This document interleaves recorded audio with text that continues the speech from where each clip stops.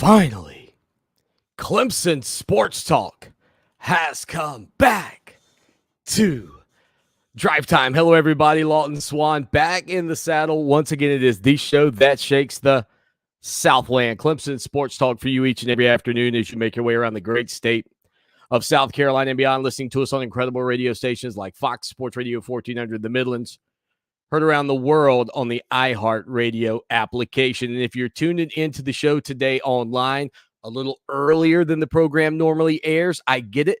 That might be the way that we can pull this off, though, so that we can get the live calls in and take your thoughts on your Clemson Tigers, maybe your Gamecocks, if you're peeking over the fence, hanging out with us. We haven't done a live show in a long time, but we're glad to be back. Well, at least not live on the video screen.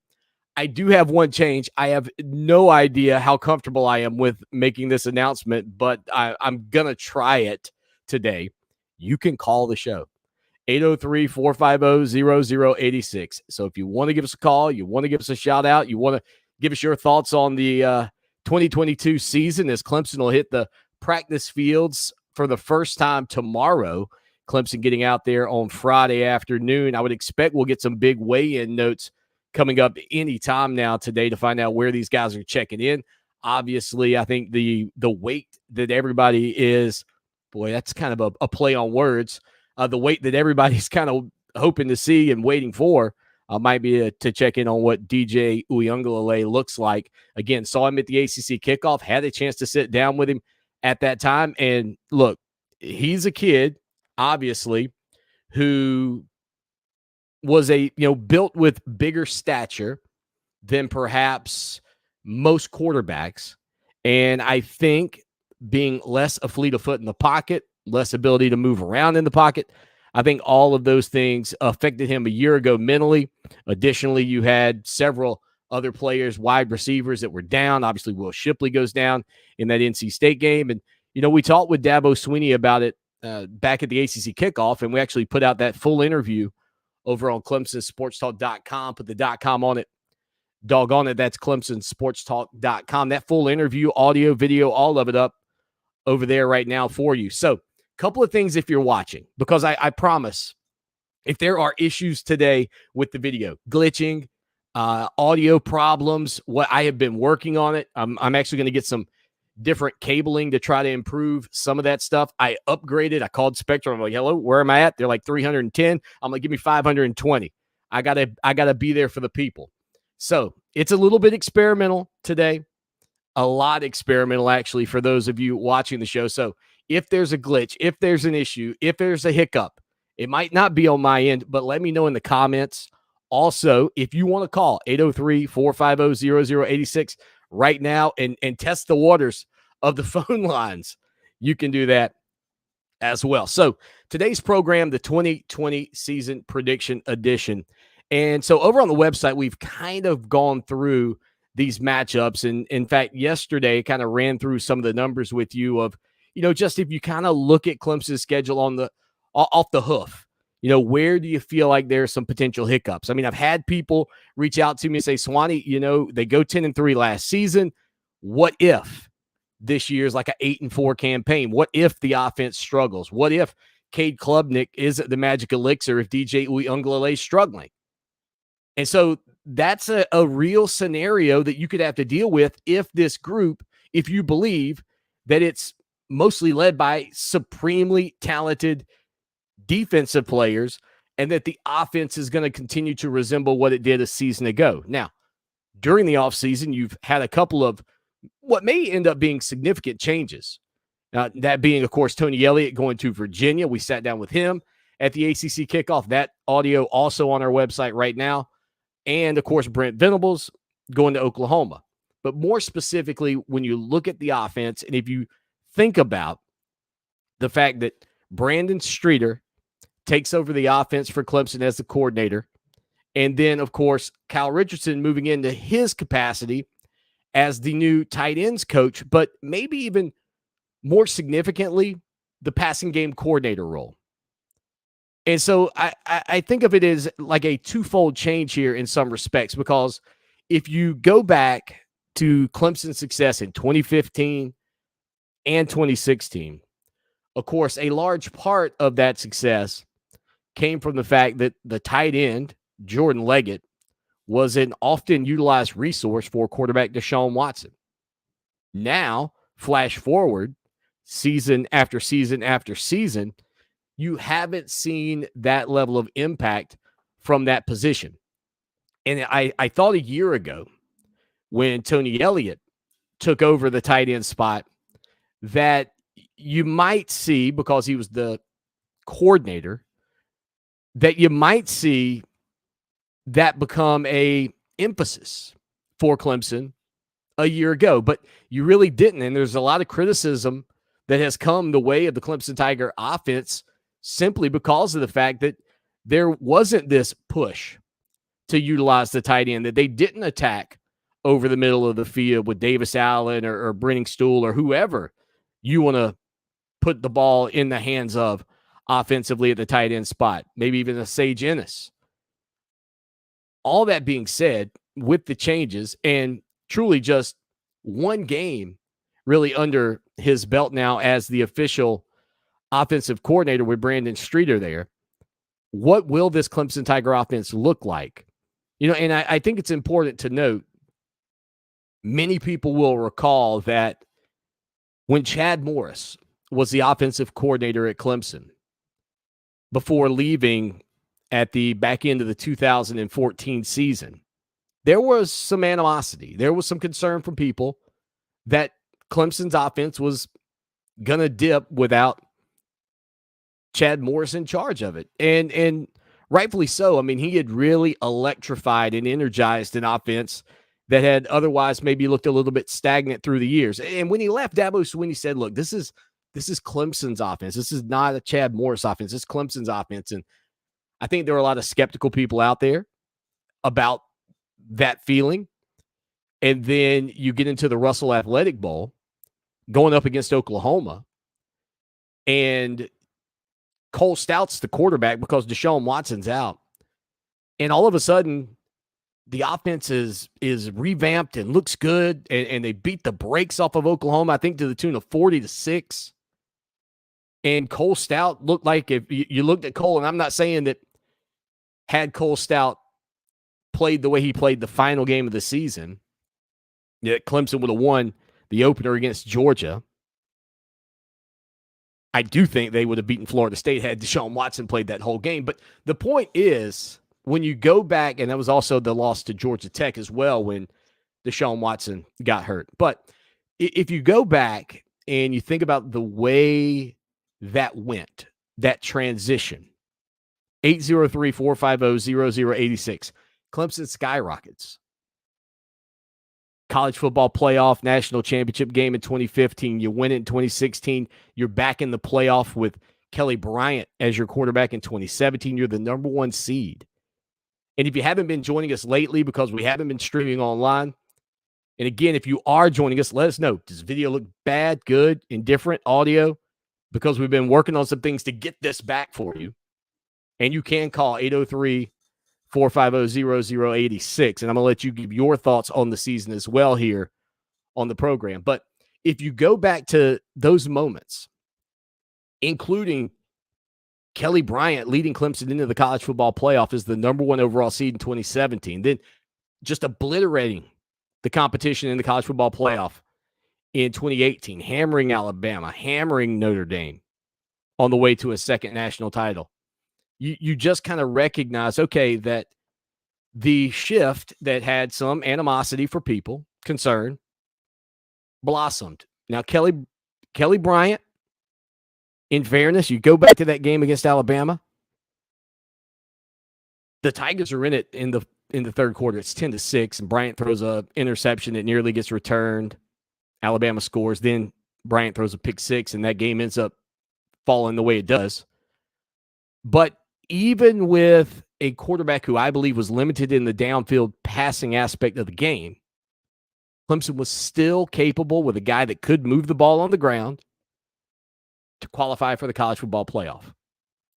I was asked the other day, I was on the radio in Texas with our buddies over at Texags, and I was asked, can Clemson qualify? Can Clemson make the college football playoff this year? And I don't think there's any denying the fact that Clemson is more than capable of qualifying for the college football playoff. The talent that's been acquired through the years still very strong, even with a quarterback that I would say now coming into this season, oddly, after having a year under his belt, there feels like there's more questions about DJ Uiagalelei and what he could be than there was a year ago when basically he had the one great performance against Notre Dame kind of as the thing that you carry, the weight of his success kind of came from that. Well, now you flash forward and all of a sudden the expectations don't feel the same. I said at the ACC kickoff, there are 14 teams at that event. 9 of them brought quarterbacks. 7 of those guys had been on quarterback watch lists. And DJ wasn't one of them. And DJ was a guy a season ago, much like Spencer Rattler, and the Gamecocks will get a chance to see, can Spencer Rattler bounce back in Columbia from the season that he had a year ago out in Norman. But DJ's kind of in that same boat. And so you go into the year kind of knowing a little bit of his resume and where's your comfort zone and how long does Clemson give him to adjust? Kelly Bryant had led you to the college football playoff as the number 1 seed. And he had 4 games, couldn't prove it, and it became Trevor Lawrence's team. This year, I think kind of the same thing exists in the mind's eye of a lot of people, except DJ, unfortunately, produced a resume on the field that people didn't love. Dabo Swanny, on the other hand, said he didn't point fingers, just went out and played ball, wasn't surrounded. And Swanny knows they had their issues, wasn't surrounded by a healthy offensive line, healthy wide receivers, running back. I mean, a lot of it fell on DJ's shoulders. And when you are the starting quarterback for a college football team that's considered to be one of the top programs in the country, when NIL comes on board and you're one of the first to get big names like Dr. Pepper and Bojangles, Dr. Pepper obviously much larger than Bojangles, but still you carry the boatload of the criticism and you get a lot of the glory when there's great success. And it just didn't happen. Didn't work out. But as I mentioned, I'm on the radio in Texas, and they asked me, does Clemson kind of have what it takes to get to the college football playoff? And I don't think there's any doubt that the Tigers have what it takes to get to the college football playoff. And I think they are still very fortunate in the fact that they are going to be given and granted, I think, more leeway than most because of their history in the college football playoff era. Linda, checking out the program, she says, Swanny, I've missed you. Linda, I have missed you as well. I don't really know how we're going to pull this thing off once the school year gets rocking and rolling, but I've got some thoughts on it. Today's the big test run, and we're going to give it a whirl. We might not be here every day for you. My interest is in making sure that when we are, though, the video is clean, that the audio is crispy, and that you get a chance to give us a call if you want. And so the phone lines are open. 803-450-0086. So, Linda, let me know, how's the video going? I can't wait to rebuild our audience. The other thing, too, it's so weird. For years, I could not figure out Instagram. I still don't know that I figured it out, but I see they've shifted to more of a TikTok variety. And I'm not really a big TikTok person, but I want to grow that Instagram base as well. So the Twitter account at Clemson Sports, same as the Instagram. Go follow us. There is a little underscore on that Instagram, but who cares? Edward doesn't care. Edward will follow us wherever we go. Edward says, my brother, nice to see you. Edward, thank you. I'm excited. Got the new backdrop. That's taken a while. Getting the new computer. The new computer was clutch. But again, your predictions on this season, kind of back to the topic du jour, Your predictions on this season are going to come down to what you believe is going to happen, I think, at quarterback. Running back room, stable, just loaded with talent. If one guy gets a little banged up, you still got two healthy bruisers. They all add a little different flavor. Kobe Pace, Phil Maffa, Will Shipley, all of those guys. The biggest question about C.J. Spiller right now, in my mind, is not about the guys that are on the field and that are going to be playing, but the future. The situation with recruiting right now at running back, what does that look like? And when do you see some fruits of having a former star being the running back coach, or does it just not pan out? Because the emphasis has to be also not just on the field and what those guys do, but who you bring in. And that's Spiller starting to have some flags raised up about him by some fans out there because Clemson's not been able to land some of the top prospects in the running back groups in this 2023 class. 803-450-0086. It is a text line. It is a phone line. In a completely new system here in how I'm pulling this off. And I'm gonna try to do it as quickly as I can. The thing I don't have right now, and I'm going to be honest, I don't have my kind of commercial breaks set up. So I'm going to do what I can to try to pull that off for you here coming up in just a few minutes as we roll along on a Thursday afternoon. By the way, legendary Clemson SID, Tim Beret, will be on the program. And looking at the clock, I think that will happen right here with you as we stream along on the show that shakes the Southland, Clemson Sports Talk on Fox Sports Radio 1400 the Midlands. Listen around the world on the iHeartRadio app from 4 to 6 p.m. So if you're saying to yourself, Swanny, it's not 4 o'clock right now. I know. Working on it. Trying to do the best I can. The good news is I have the delay, so we might could get to the point where we're doing everything with you in the moment. But again, it's enjoyable to be back. Let's see.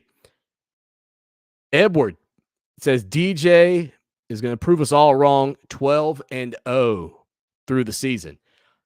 DJ, again, I think it's going to fall on his shoulders early in the season. I don't, one of the other interesting things about this opener, by the way, between Clemson and Georgia Tech is Tyson Pubichan's actually at Georgia Tech. But, I look back at that game, and I went through this a couple of days ago. 14-8, the final score last year.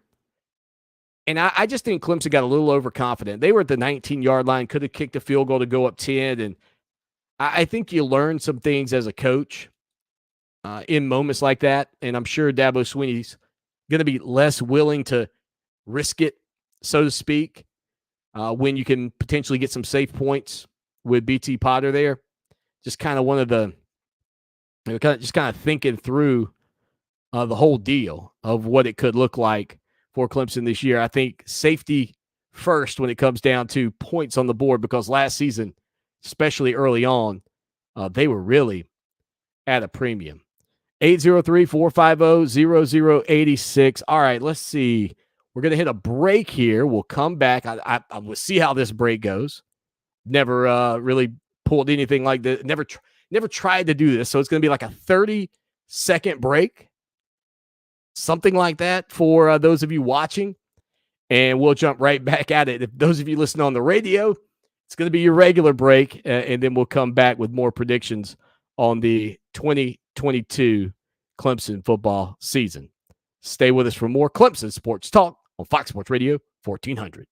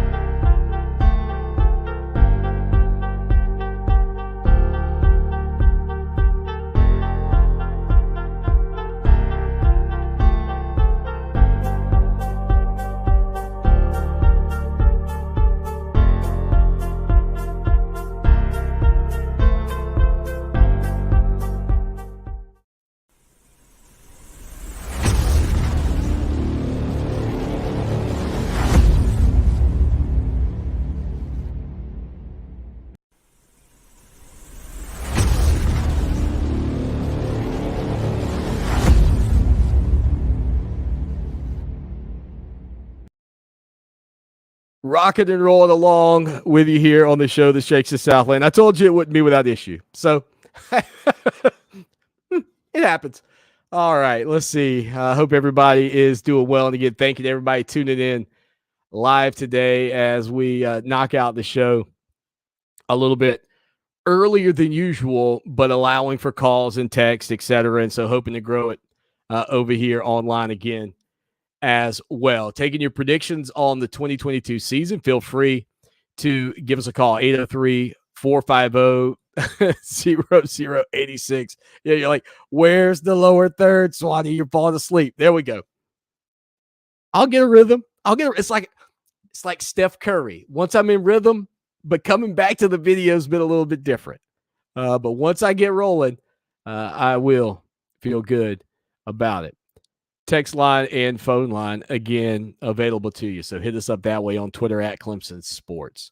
And people watching the show just commenting here, we'll try to get to some of those comments as we move along. So, again, the predictions on the season, just kind of taking a quick look at it, if you will. And I want all criticisms on video and audio from anybody tuning in. Thumbs up, thumbs down, text me, hit me up however you want, before, after, in the middle. If there's moments where it freezes, I got to know, because I'm going to be continuing to make sure that we iron it out appropriately. So back to that opener, though.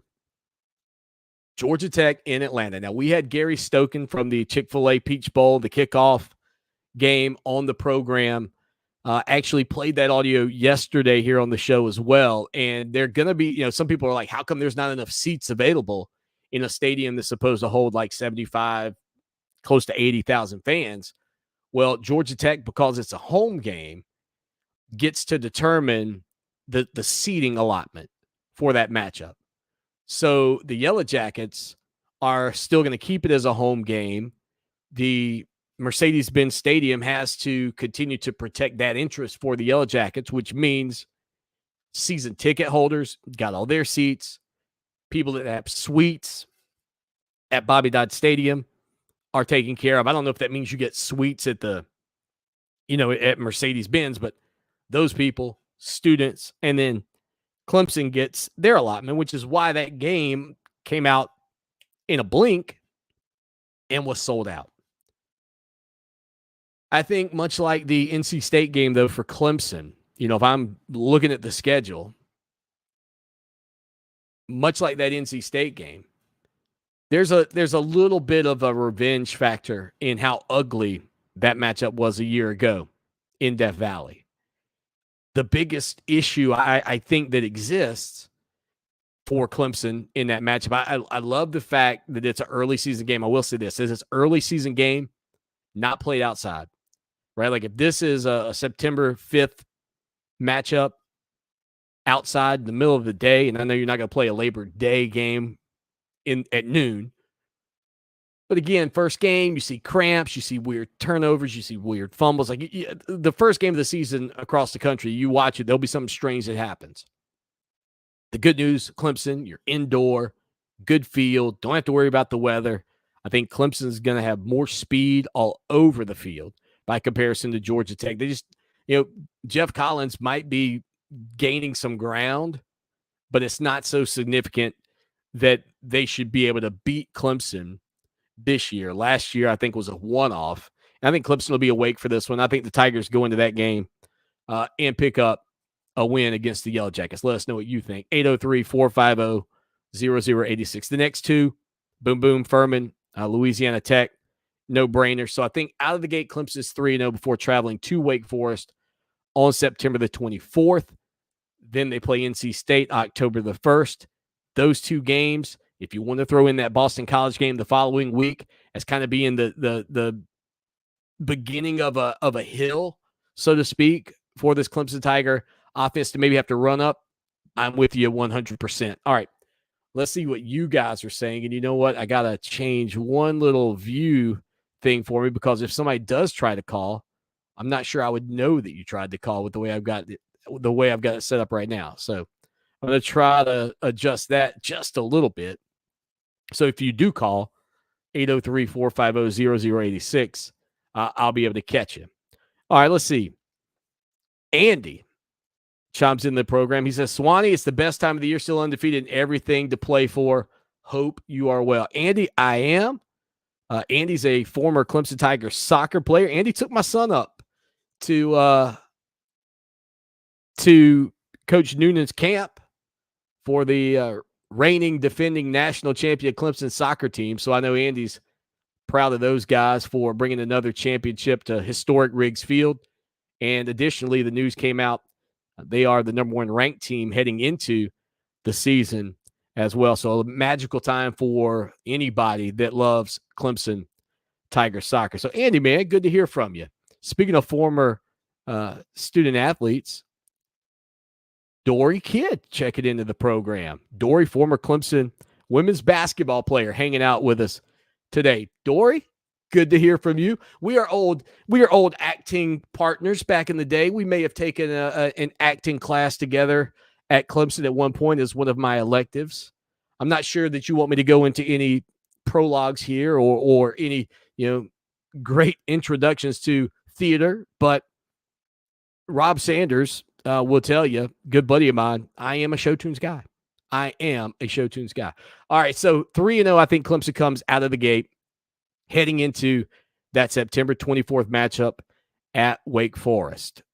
We'll talk about that game. We'll talk about my thoughts on it. And again, feel free. You can drop us a message in the show while you're watching. What do you think Clemson's record will be? Who do you think they win or lose to? You got them going 12-0 like Edward. We can't wait to hear from you, and you can give us a call as well. Again, that number, 803-450-0086. I'll tell you what we may do. We may, depending on what I see here, we may press pause on our schedule review. Clemson Twitter just putting out some information on the big weigh-in. That's the check-in. I told you earlier it might be coming today. Apparently it did.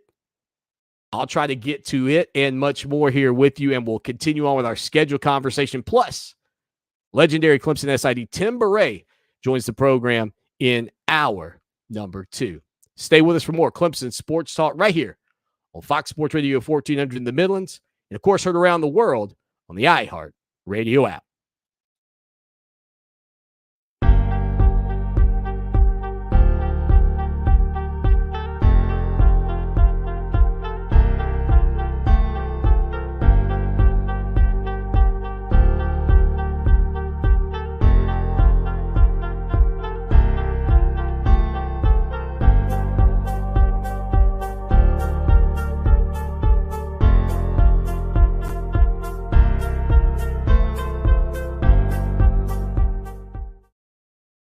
All right, we're back. The show that shakes the Southland, Clemson Sports Talk. I got that one in 30 seconds. Boom. Told you. Catch my rhythm. The comeback on the radio is not going to be as good, but that's okay. I'm getting closer.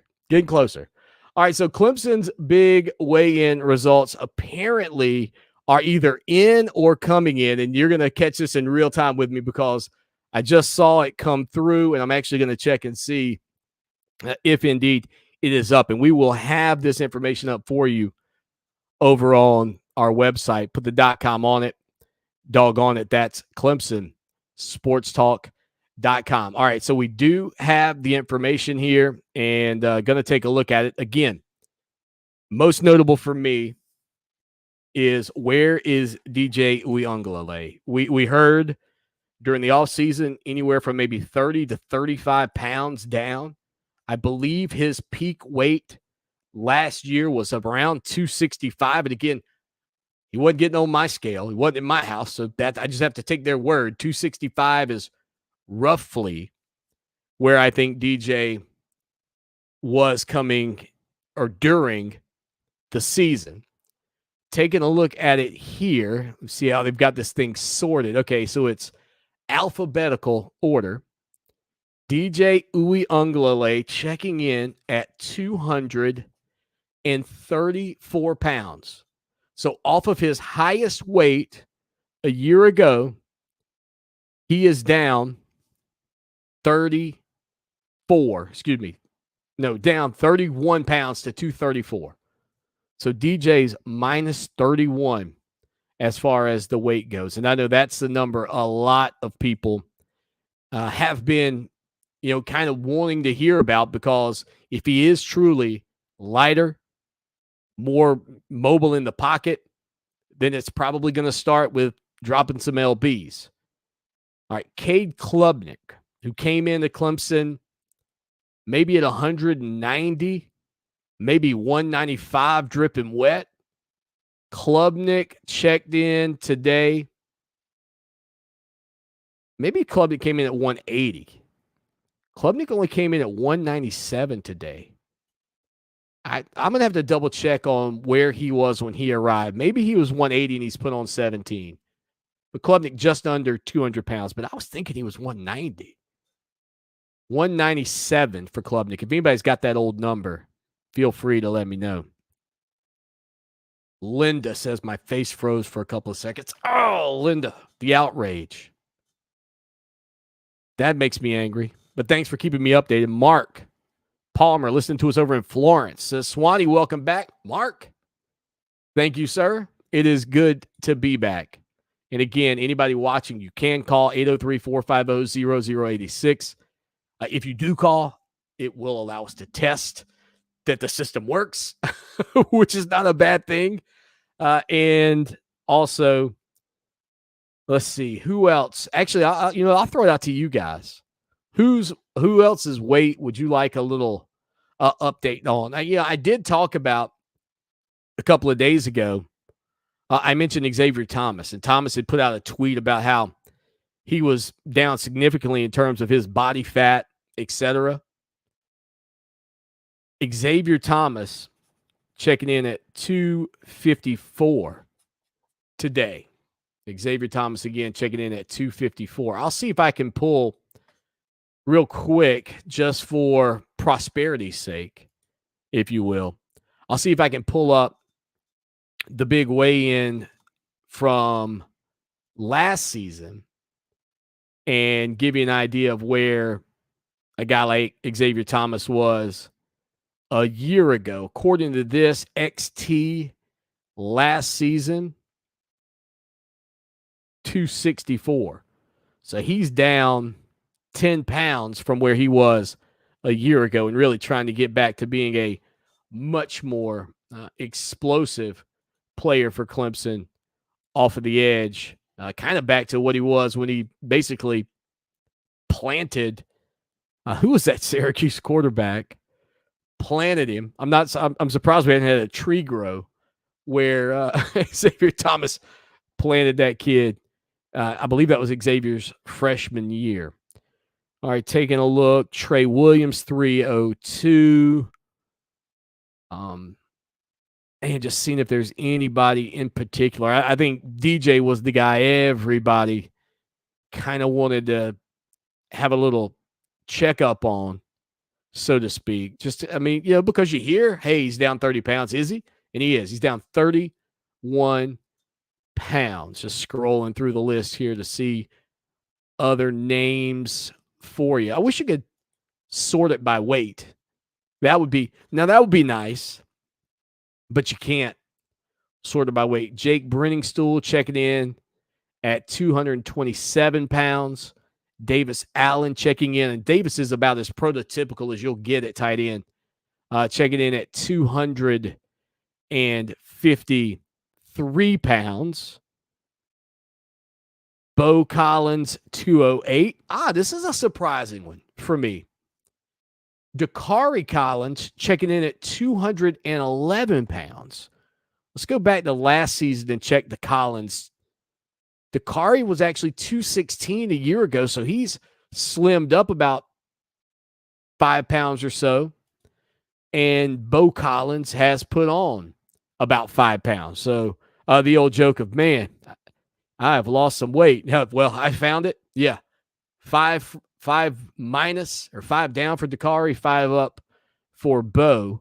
And hopefully for both of those guys, you're just sort of streamlining yourself just a little bit. So again, the weigh-in results are in.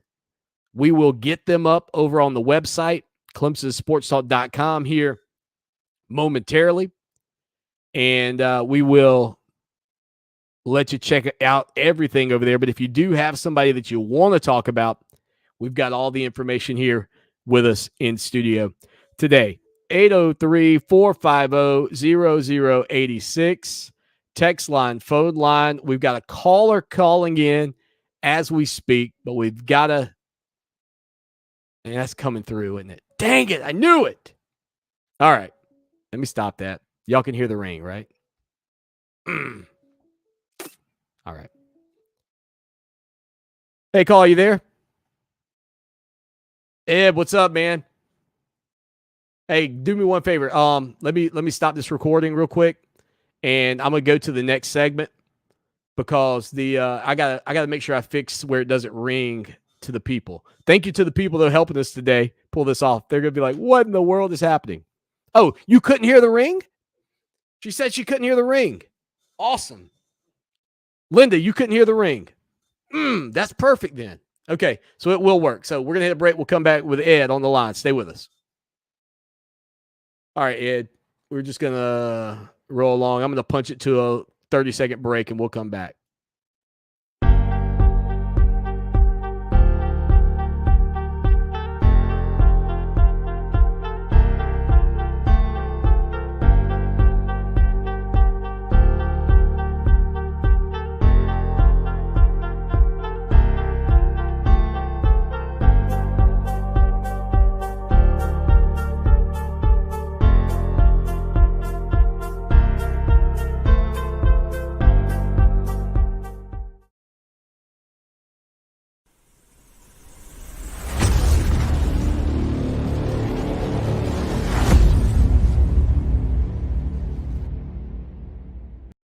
Rocking and rolling along with you on a Thursday afternoon. Ed's on the line with us today, testing out the waters of the phone lines. But they said they couldn't hear Ed either. Oh, no, Ed, I'm going to have to figure it out. But I know, listen, Ed, for me and the radio show, it's working. So go ahead, Ed. What's your take?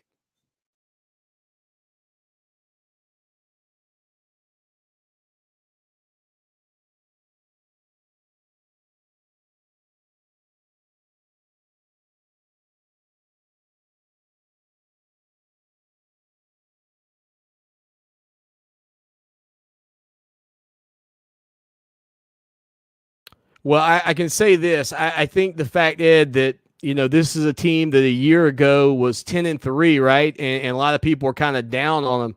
I think they're going to have a chip on their shoulders as well to prove themselves. And that's why, and I haven't gotten to this game yet, but that's the reason I think they're going to beat NC State, quite frankly, to kind of give a little spoiler on my schedule. I think they're going to beat NC State because I think Clemson is going to be fired up and ready for that game.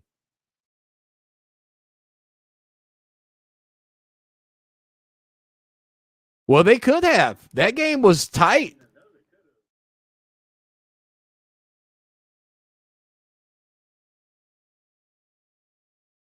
Yeah. No, you're right about that. Listen, Ed, they're telling me for whatever reason they can't hear you, but that's okay because I'm going to figure out how we can make it happen. I got you recorded. You'll be on the radio today, so I appreciate your call, buddy. Thanks, Ed. Appreciate it, man. All right, that's Ed giving us a call, and I got to figure out how to get rid of those sounds because I'm sure they're on the recording. All right, so Linda says they couldn't hear Ed. Ed thinks Clemson's going to have a good season. Ed thinks Clemson's going to have a great season. He thinks they're going to go 12-0. And, I think that, kind of talking with Ed about it, he feels like that Georgia Tech game, Jeff Collins kind of feeling confident. They almost beat Clemson, maybe felt like they made a little run, so to speak, on your Clemson Tigers. But truth be told on that front, I think the thing about it was really more of Clemson maybe being a little bit overconfident and not kicking a field goal when they needed to kick one or could have kicked one to go up 10. 803-450-0086, text line, phone line.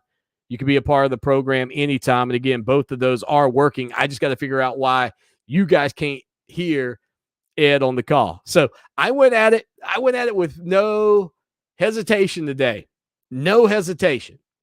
Speaking of no hesitation, I was like, win, lose, or draw. We're just going to do this. Speaking of no hesitation, let me jump into some of the remaining games on Clemson's schedule. Obviously, I think the Tigers will start the season 3-0, as I mentioned earlier, beating Georgia Tech, Furman, and Louisiana Tech. Wake Forest on the road at times in Clemson's history has been tricky, but an unbelievable defense to me is still going to be way too much, even with Sam Hartman back at quarterback for the Demon Deacons.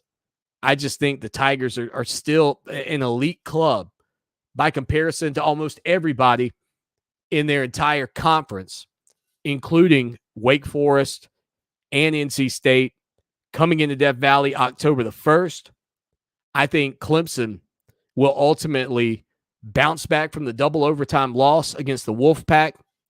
I know that Devin Leary's the best quarterback in the Atlantic Coast Conference, but I think that loss a season ago truly caught Clemson's attention.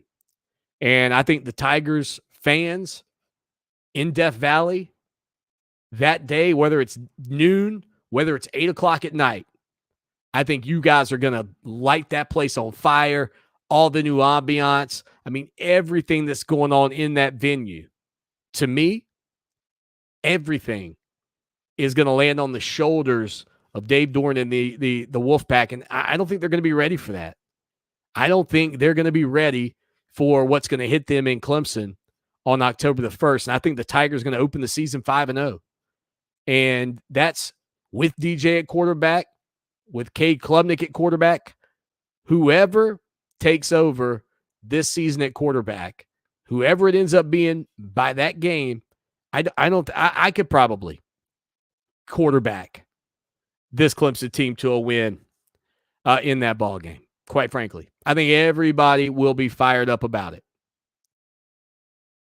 5-0 out of the gates, traveling to Boston College.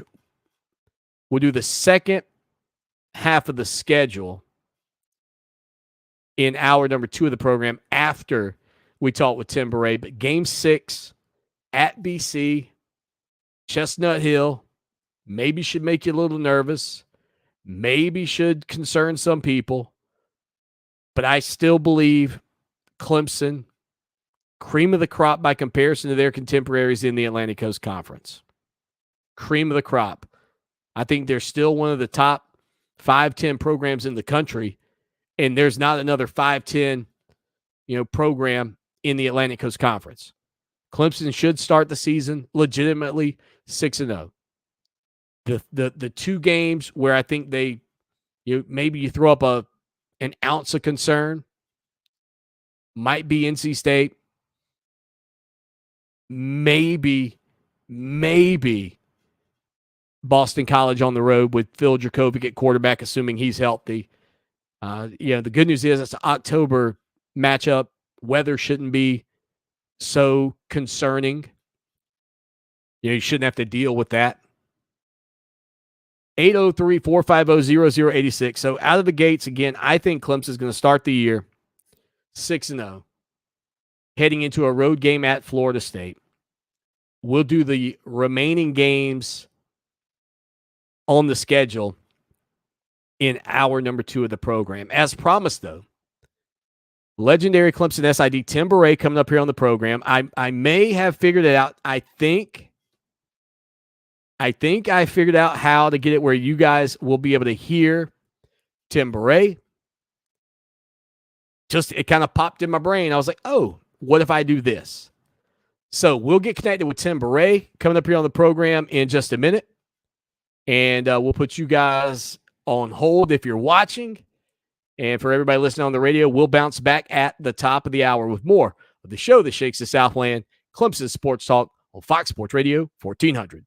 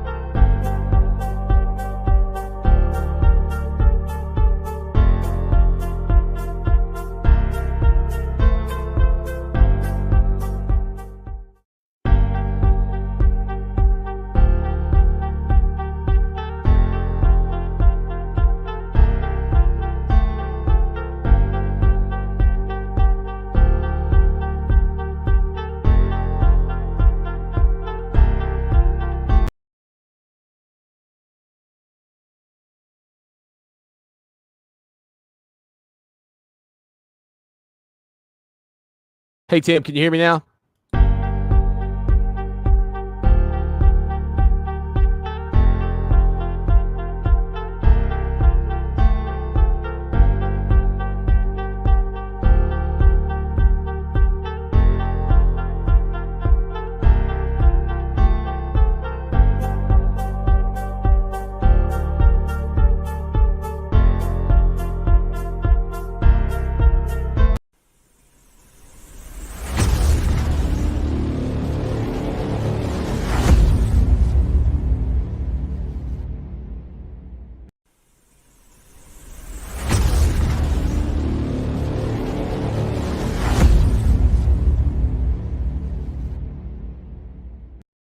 It is the show that shakes the Southland Clemson Sports Talk. Lawton Swan with you on a Thursday afternoon. And of course, that can only mean one thing. Legendary Clemson SID Tim Beret joins the program. Tim, welcome in. Hope you're doing well.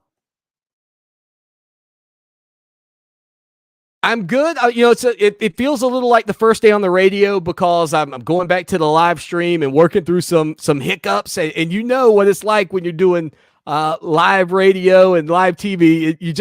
If there's a little change that you know is going to be happening going into it, it can get you a little nervous.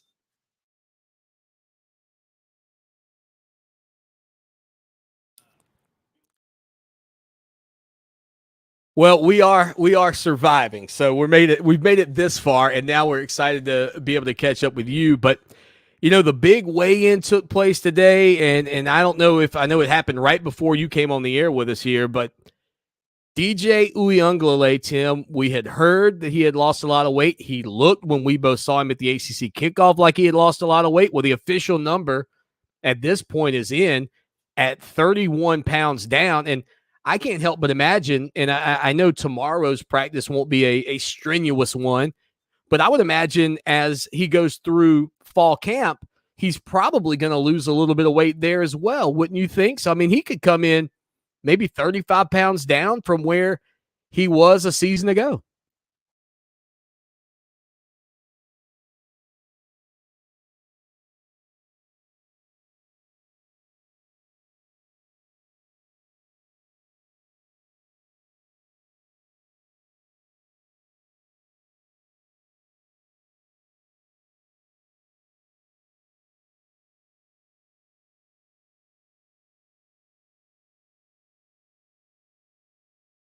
Interviewed with, maybe it was you, that him losing weight can make him more of an effective runner if his knee's okay. He had a lot of injuries he was battling last year. That he is a strong guy. He's very athletic, and with the loss of weight, he's capable of being a lot quicker and really adding to the running game. And when you do that, you got to bring somebody up in the secondary to account for him, which can open things up.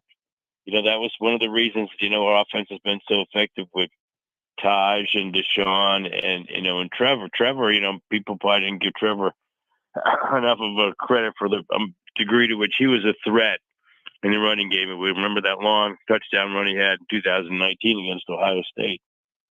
Yeah, look, that game, when I go back and kind of think through that moment, what the legs of the quarterback, even, and you mentioned Deshaun, even when Deshaun's there, just the ability to pull the ball down and scramble. And you did say that with us there at the ACC kickoff. And, I think it's one thing to hear that DJ's down 30-ish pounds, but then to actually see it on the scale is quite another.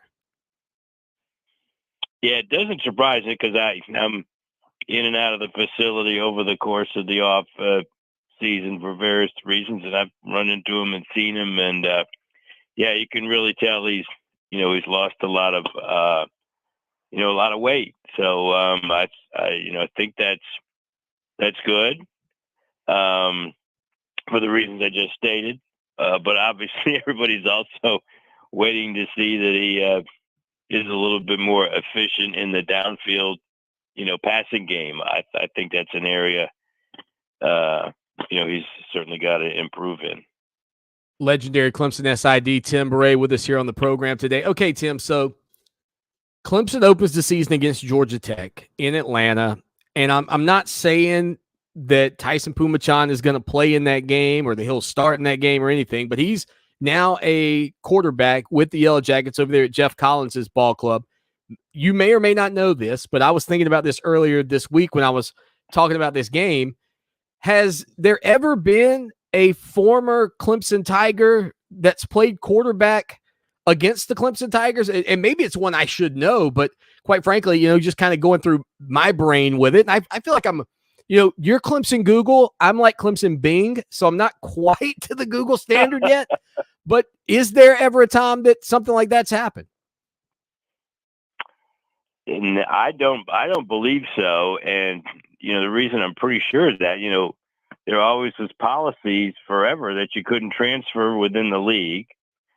And usually when somebody transferred, the previous school had to give a release, and they're not going to release somebody they're going to play against, the next year. Now, it could have been, down the road that would happen, but I do not recall a quarterback, playing against us. Obviously, in recent years, we've had other position players play against us, including Tavian Feaster. And we had a running back who played for us in 1994, who then came back and played against us for Virginia Tech. His name escapes me right now, but I'll think of it. So there haven't been that many guys. Lamont Pegues? Yeah, Pegues, Lamont Pegues. So there haven't been that many guys who have come back to play against us, and that's, one of the reasons. Now it's a little bit more common in the war years when you had guys who come back from the service and go to different schools. There was a guy named Kerry Cox who was actually one year he was a captain of the Clemson team, and he went to war and he came back and he was a captain of the South Carolina's team against Clemson. That's always one of my favorite stories, the week of the Clemson South Carolina game. I mean, for a multitude of reasons, but you mentioned it, World War II and how, that impacted these young men. And then you had Mr. Cox play and be the captain for both teams during that era of college football. That, to me, that's a story for the ages, man. That's one they will always tell. And if you want to hear the best stories about Clemson, you want to talk with legendary Clemson SID, Clemson historian Tim Beret, and he's on Twitter at Tim Beret. All right, Tim. So looking further at the season for Clemson, obviously changes in the coordinating staff. And I brought this up earlier. When the shift happened from Chad Morris to Tony Elliott and Jeff Scott as the offensive coordinators, Dabo first off said, hey, this is a Clemson offense. And fans were like, oh boy, is it really? And then things worked out pretty well. So with this new shift and Brandon Streeter taking over the program on the offensive side of the ball with Kyle Richardson as the passing game coordinator, I mean, should Tiger fans be as excited about maybe some fresh? I'm not saying it was not fresh before, but just some fresh plays, some new ideas, some new concepts, maybe with a new coordinating staff on the offensive side. Yeah, I think I do think so. I think Brandon will have his own a bit of approach, but certainly do things within the basic concepts that the Dabo is had. Now, what those are, I don't know. I mean, I remember one of the staples of the Morris when he first came is he wanted to basically wanted to throw a long pass downfield once a quarter. Are we going to do that? I don't know. Obviously, it'll depend on the personnel and that type of thing. Of course, Dabo's also, smart enough to play to his strengths. I got to believe we got 3 really good running backs this year who are probably maybe even more experienced than the receiving core that we have. So, we might do some different things in the running game. And I think that, I think combined with DJ's loss of weight, and you got to think that he would be more apt to run and in certain situations that, you might see more of the running game this year. It certainly appears to be a wise thing to do as we head into the season. Tim Beret again on Twitter at Tim Beret, and he joins us every Thursday afternoon to talk about, your Clemson Tigers. Now, Tim, on the defensive side of the ball, you've seen names like Brian Brzee and Miles Murphy continue to crop up on the preseason awards, watch list. And I think there's always going to be this comparison between this group and maybe that group that came back in 2018. And I know you've been around all of these guys, but what is it about I would say the collective spirit maybe that 2018 front four had? And it was more than that, right? You had Albert Huggins and others, but when I just say the front four, I mean that entire group versus what you're seeing now heading into this season from these guys, and what that means for accountability and the relationships and sharing the work on the field. Can you talk to us a little bit about the mindset that you think's kind of gone into what we see from Clemson on the defensive line?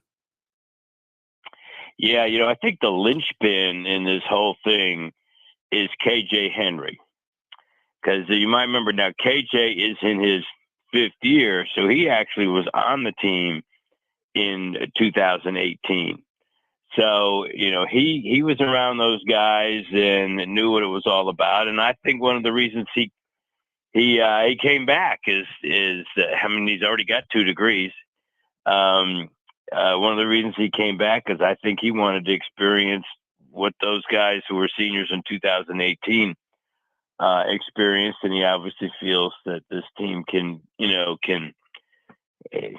be that way. Now I got to believe, this team has got great depth across the front, which is, I think is a terrific asset that they have, even more so maybe than the 2018 team had. Although those guys in second line weren't bad. You might remember one of the key plays of that national championship game against Alabama was on their fake field goal. Who made the play in the middle of the line? Niles Pinckney. Yeah, Niles Pinckney, your second team defensive tackle for most of the year. I guess he was playing, and he was playing a good bit because Lawrence was out of that game. But anyway, I think Henry is that linchpin of that. He'll be an interesting person to talk to at the end of the season because he will have been on both lines.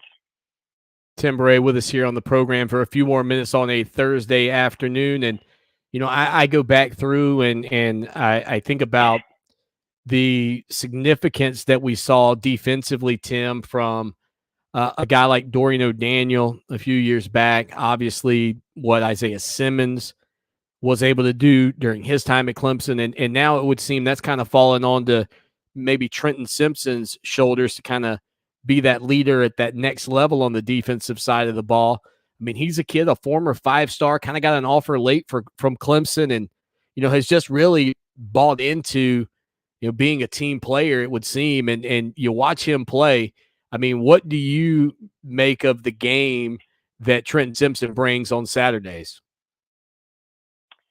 Well, I think he brings a big game, and he might be the most important person on the Clemson defense because of his all-around abilities, whether it be stopping the run or covering the pass. He's kind of the modern day what you see in linebacker, what the pros want. I mean, he's kind of like Isaiah Simmons in a lot of ways. He can sack the quarterback, he can drop back, he can cover in the open field on the wings. That's probably, when you compare last year's linebackers and this year's linebackers, last year you had 5- and 6-year guys who were very smart, were never out of position. These guys this year, they may be out of position a couple of times, but they'll probably be fast enough to make up for it. And your ability to run across the field and cover a back out of in a pass pattern situation, I think we're going to be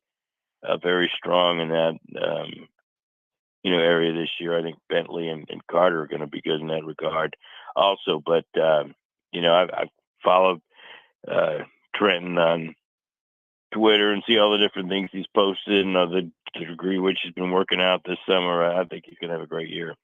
Yeah, I think so as well. And I think also opposite of him, Barrett Carter's a name for Clemson Tiger fans to certainly keep their eyeballs on, because I think they're both kind of built in the same vein. And well, apparently Wes Goodwin's going to try to get them, according to reports, on the field at the same time, which should be a lot of fun. Guys flying all around the football. Final thing for you, Tim, and we'll get you out of here. You know, we had a chance at the ACC kickoff to talk with Jordan McFadden up there on the offensive line. And obviously DJ being a little bit quicker, all of that's great, but you got to be able to protect him. It sure does feel like, though, from this point with Walker Parks and McFadden, you know, they've got some really strong guys up front and great leadership, maybe as much as anything, on that offensive line this year.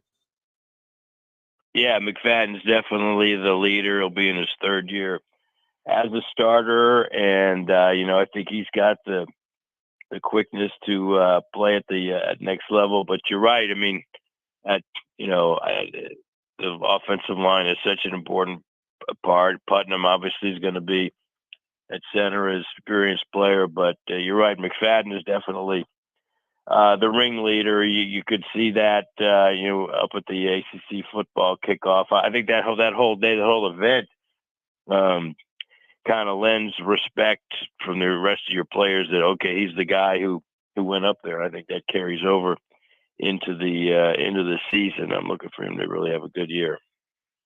As well as am I. And Tim, we do appreciate it. We got through the hurdles at first when I brought you on. They couldn't hear you, but I figured it out. We got you on the air, and definitely appreciate you being a part of the program. Glad to do it.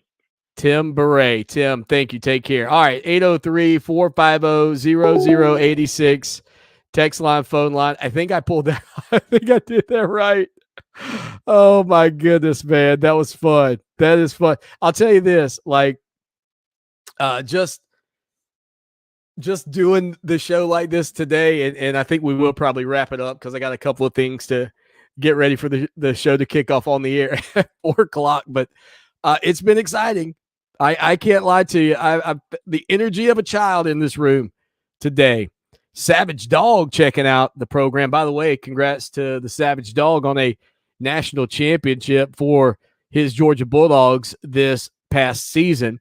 He says Clemson will definitely have an elite defense, and there is no mistaking the fact that the Savage Dog knows about an elite defense, because last year's defense for the Bulldogs was absolutely elite. Larry checking out the program today says Swanny looks and sounds really good. Congrats. Thank you, Larry. I promised you guys we'd be back. I didn't know I'd be away that long. But I'm glad I'm back. I mean, I've been with you. I've been doing the show. We podcast it. You can be a part of it. Don't forget that. Like, if it's not streaming live, it's still available on iHeartRadio, Fox Sports Radio 1400 from 4 to 6. And we still podcast every edition. Gerald says, looking good, Lawton. Thank you, Gerald. Thank you. And let's see. Nick chiming in from, I believe, down in Georgia, says, what's up, Swanny? Can't wait till 4:00. Yeah, we kicked it off, Nick, talking about the college football season. Kind of gave my predictions for the first half of the year. I think I've got Clemson. At 6-0 at the first half of the year. Like, I think 6-0. I think 5-1 is probably worst case scenario. Like, I struggle to think Clemson's worse than 5-1 coming through the first 6 games, but I think they're all very winnable. I think Clemson's, again, still, if the ACC is here, Clemson's got a gap and just a different level than their contemporaries in the league. I think that Mario Cristobal in Miami is going to eventually be a threat. I think that Florida State will eventually emerge as a threat. I don't know about Brent Pry at Virginia Tech and whether or not they'll kind of show up as one of the top teams. But, yeah, I think the league as a whole still is Clemson and everybody else. And I think 6-0, 5-1, worst case scenario for the first 6 games. We'll do the second half of the season in our number 2. We'll do it is hour 2. We'll do the second half of the season coming up from this break. There we go. All right, with a break, we'll come back with more of the show that shakes the Southland on Fox Sports Radio 1400. All right, streamers, I'm gonna jump off of the stream. That was enough to get me sweating. But I'm glad to be back. Thank you for joining us and find out our predictions on the second half of the season in the second hour of the show today after that Tim Beret interview runs at 5 o'clock. So appreciate all you guys.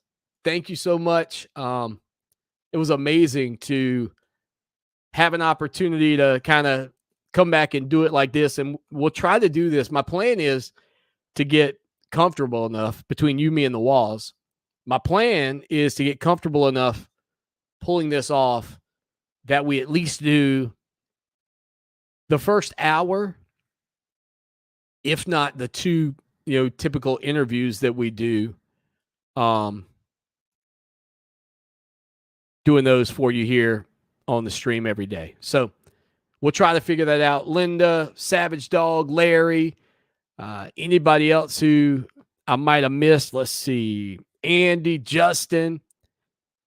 Thank you guys for hanging out with me. And I'll be back tomorrow, probably around 2 o'clock on the stream to do it again. Got to practice again. Look at that. Don't shake the table, Swanny or Elgin. Don't shake the table, Elgin. All right. We'll talk to y'all tomorrow. Go check out the show at 4 o'clock. Take care. Go Tigers.